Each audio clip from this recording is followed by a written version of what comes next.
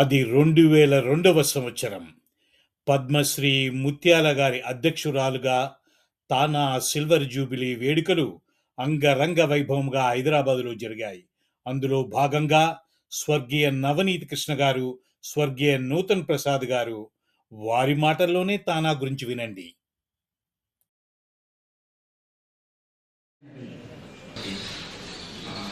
సభను అలంకరించిన మీ అందరికీ నా నమస్కారం. నేను ఈరోజు ఎక్కువగా పెద్ద మాట్లాడదలుచుకోలేదు. నెక్స్ట్ 2 years నేను ప్రెసిడెంట్గా ఉన్నప్పుడు వచ్చి మాట్లాడుతున్నాను. ఏంటంటే అమెరికాలో మేమంతా సక్సెస్ అయ్యాము.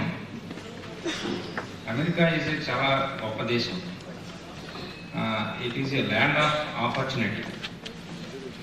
కానీ అక్కడ సక్సెస్ అవడానికి కారణం మన మాతృభూమి ఆంధ్రదేశం. ఆ విషయాన్ని మేము ఎప్పుడు మర్చిపోలేము. కనుక మేము ఇటువంటి కార్యక్రమాలు ఇంకా ఎన్నో సేవా కార్యక్రమాలు మేము ముందు చేస్తామని వాగ్దానం చేస్తూ నేను సెలవు తీసుకుంటాను. పింజమూరి సుజాత గారు, నవనీత్ కృష్ణ గారు, నూతన్ ప్రసాద్ గారు, ఆంధ్ర రాష్ట్రంలో కోట్లాది మంది ప్రజల హృదయాంతరాల్లో నిల్చున్న వాళ్ళు, హృదయాల మీద చెరగని ముద్ర వేసిన నటీమణులు శ్రీమతి జమున గారు, అంజలిదేవి గారు, సౌకర్ జానకి గారు. జమున గారికి అయితే మేము మా స్వార్థం ఇంకా కేవలం సినీ నటిగానే కాకుండా ఒక రాజకీయ శక్తిగా ఈ ఆంధ్ర రాష్ట్రంలో మరెన్నో కార్యక్రమాలు చేసిన సంగతి మనందరికీ తెలుసు.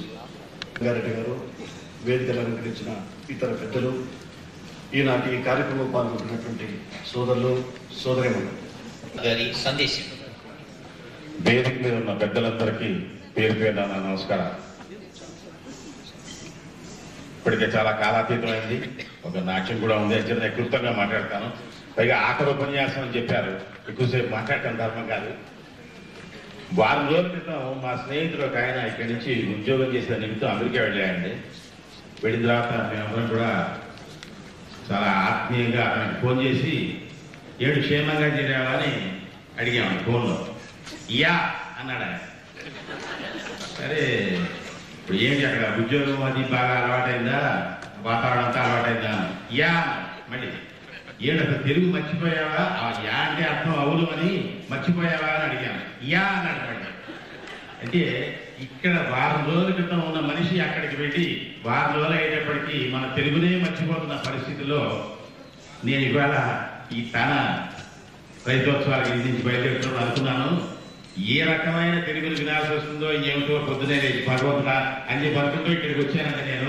అట్లాంటిది మన తానా పెద్దలందరూ కూడా, తానా సభ్యులందరూ కూడా చక్కని చిక్కని తెలుగులు మాట్లాడటం నాకు చాలా ఆనందాన్ని కలిగించింది. ఇక్కడ ఉన్న వారందరికన్నా వారు చక్కని తెలుగు మాట్లాడుతున్నారు. వారిని ముందు మనసారా అభినందిస్తున్నాను తెలుగులు మర్చిపోనందుకు.